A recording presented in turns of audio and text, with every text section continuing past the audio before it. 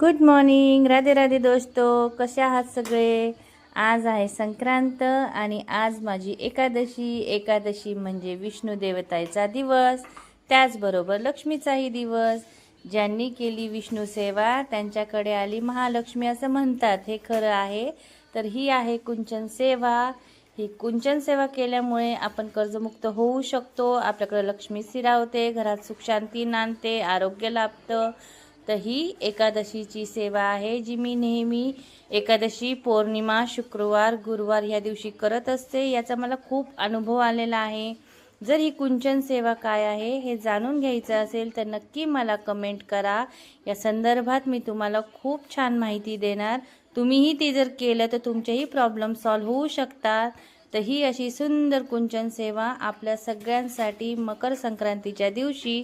मकर संक्रांतीच्या तुम्हाला खूप खूप खूप शुभेच्छा। तिळगुळ घ्या, गोड गोड बोला।